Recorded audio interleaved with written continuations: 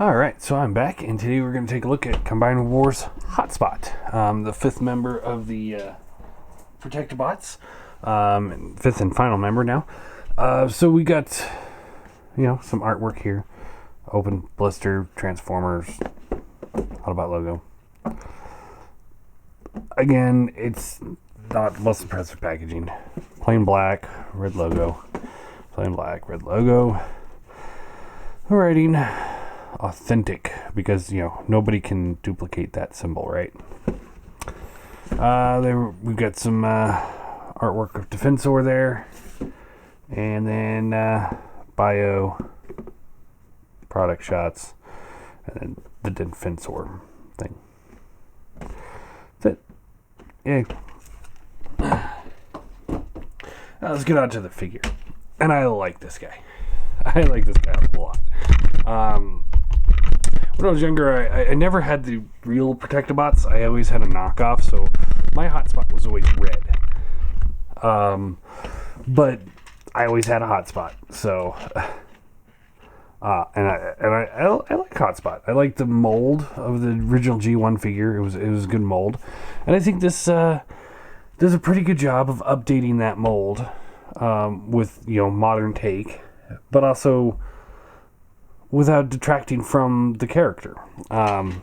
Great head sculpt, as you can see there. I think that's definitely a Hotspot head sculpt. He's got this nice red chest, painted chest. Lots of detail going on here. He's got some plain bits too, like this whole forearm's just blue plastic, but it's a nice blue. It's definitely that right Hotspot blue. And yeah, he's got two rifles, and they are molded mirror images of each other, so you can see they are the same gun, just mirror images. I do wish that they would be able to plug in together like this. So you'd have one giant, like, shotgun type thing. I really would have loved that. But that's not what we got. So, oh well. Anyway, let's talk about the figure. He does have significant backpack going on here, but so did the G1 figure, so it's actually pretty close to how he would look. Head is on a ball joint. So it looks around, up, down, left, right. Pretty good motion there.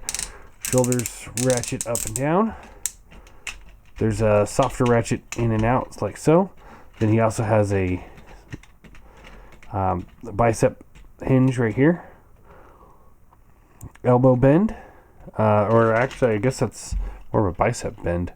And then he's got a swivel in between the two bends.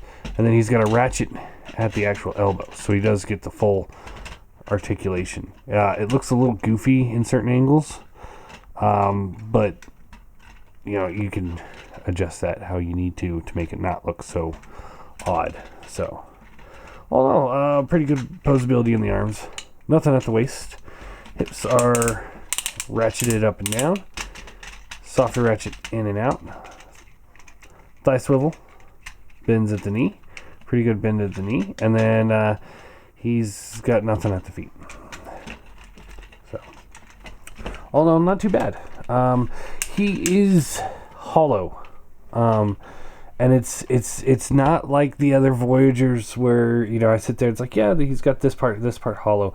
I mean, he's hollow. You could see through this guy, and it's kind of disturbing, but he's not a bad figure because of it. I'm just pointing it out. It's a little off-putting, so be prepared for that. Let me see. You can see, like, I open up the chest here, and you can see right through him. I mean, there's all this space here, all these gaps. It's pretty noticeable in hand. I'm not saying it's a bad thing necessarily, because I still really like the figure. It's a little disappointing. I know they're hollowing out their figures, but this is a little extreme, I think. Having that big gap in the back. I mean, look at that. That's pretty significant there. So yeah, but that's pretty much it for his robot mode. So let's go ahead and get him into truck mode. So you fold this down, and then you can rotate the head around. Close that back up.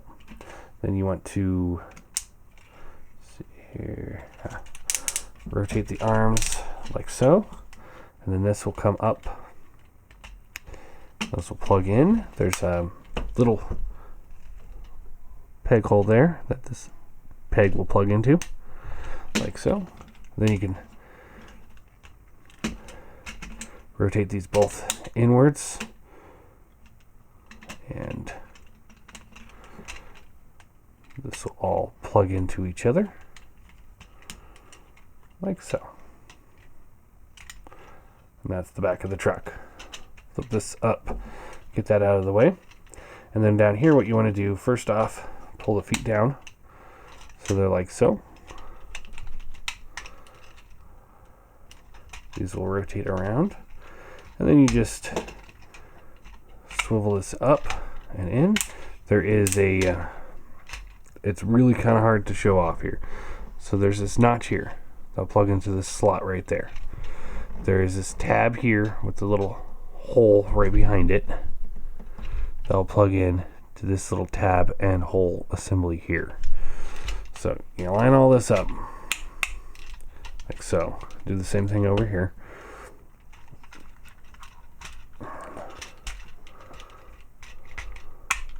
Like that. And then you'll plug these together. And all the while there's a few tabs in here that'll plug into the other side. So you just kind of have to finagle it just right. And there we go. So there's the truck. And then for the actual fire engine part, let's see, we want it. How does this go?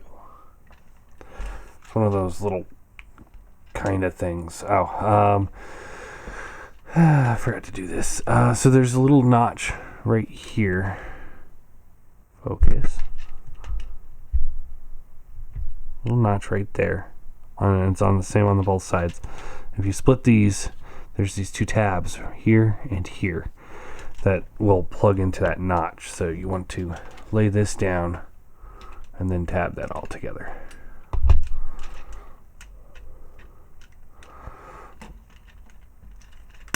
There we go. It's simple. It's just hard to do on camera and hard to show off.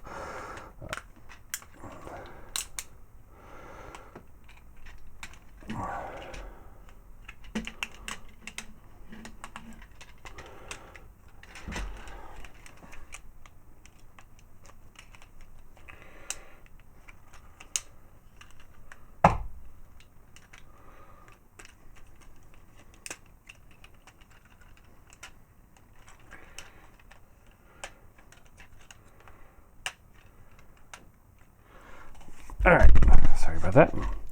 Alright, so then you want to take this assembly here. This will rotate down, like so. And there you have the fire truck. Simple as that. And you can take the rifles here and just plug holes right there. And you just plug those in. Plug those in. And there you go. Pretty cool. It's not as complicated as I just made it seem. It's a little fiddly. And it's just this plastic back here is kind of flimsy, I want to say, I guess. So just be wary of that too. It's not as bad as like the rubbery plastic, but it is noticeable. So just be warned. But all in all, I do like the fire truck. I think it makes a pretty decent fire truck. I mean, it's very obvious this is going to end up being an Onslaught. I mean, there's not even a question about it. It's just, I mean, this looks like an onslaught now. Just throw some big cannons there and we're good to go. So, yeah, definitely get into an onslaught with this. So, undo the cannons and we'll flip them back into robot mode. Just split these arms here. Pull this back. Split the legs. They rotate around. And what you want to do here, instead of just flipping them straight up, you actually want to bend it so that this piece where the two hinges are on goes in there straight like this. And when you do that and you give it a good push, you'll hear it snap into place and it's locked in. It's good to go. No problems. So do that again over here. Just like that. Flip the feet up. Flip the feet up.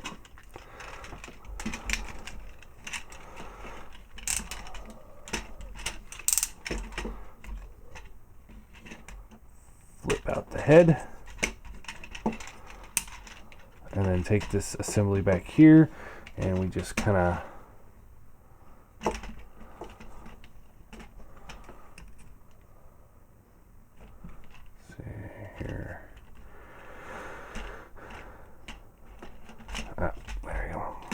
kind of flip it however you want to just kind of make it as less intrusive as possible. I'm going to give him his guns back.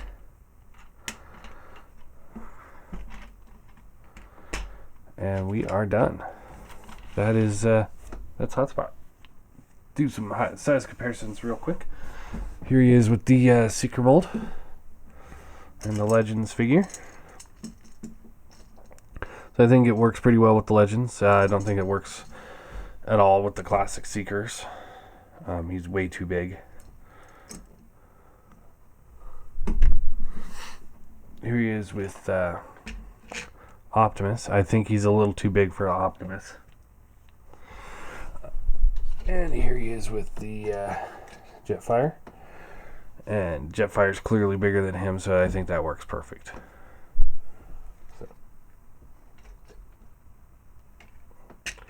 Yeah, and then let's get his teammates out.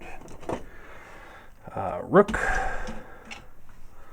still has the best posability when it comes to the feet. And Blades, still my least favorite. First Aid, who's still my favorite. And Streetwise. So yeah, all in all, I like this guy. I think he's a pretty good figure. I'm gonna give him an 8 out of 10. I think, while the hollowness, bugs me to a small extent, I think they should have tried to cover it a little bit better than they did, at least. Leaving those big notches out of the back. I mean, I could still see through it from here. It's pretty noticeable, and there's no purpose for it to be that noticeable. I understand that they're cutting corners to save money. I get that, but that's a little on the extreme side, I think. So, other than that, it's a pretty solid figure. I do like it. It's fun. The set's fun, and it works great with the Rook because I know a lot of people don't want the motorcycle to fit in with the rest of the cars. I get that. I do. I'm okay with the motorcycle, but I get how some people don't like that. So I'm not going to sit here and say, oh, that's wrong, because everyone's got their own opinions on this stuff. So anyway, I think 8 out of 10. I think he's a pretty good figure. Worth picking up, definitely. The set's worthwhile. I think. I'm gonna have to edge this one above Superion, as the individual figures go. I'm not a huge fan of Blades, but you could always pop the head off of Blades and put it on Alpha Bravo, and you're good to go. But yeah, it just the set came out all together. You didn't have to go hunting down different figures from the different waves to complete your set. You didn't have to do that. You didn't have to have a Superion with a drag strip because Air Raid didn't come out right away. And then they do the exclusives with the other figures. So it's been a challenge tracking down all these figures for a lot of people. I got this all at the individual figures at Big Bad Toy Store when they had it. Now they're up for pre-order, and I got this guy at Hasbro Toy Shop. Got him like 3 days later. So it's like I don't know. It's hard to say. It's just I think the set as a whole, because it came out as one set, easier to obtain, and thus makes it a little bit more fun. I understand, there's that thrill of the chase, but you shouldn't have to do that for a combiner. I don't think that's cool. Now, if they did a groove that was hard to find, that'd be cool because at least we have the full set. But the first two sets, because they weren't released at the same time, you had to wait, and then when they did come out, Air Raid was a bitch to find, and then we get the exclusives, and it just, yeah. And yeah, like I said, it just, I like it. Anyway, it's a good set. I recommend it. I wouldn't fork over the big bucks for them. Definitely wait till you find them on retail, and just pick them up there. Or if Big Bad Toy Store has, the set of the deluxes, pick that up. No problem there. Or TF Source, maybe you can pick that up with some other stuff, get some free shipping going. But yeah, I'm not going to sit here and say there's anything wrong with the set, and I think it's good to get picked up, even if you have the TFC one. What's another, $80 for figures that are a little bit easier to transform and play with. So yeah, there you go.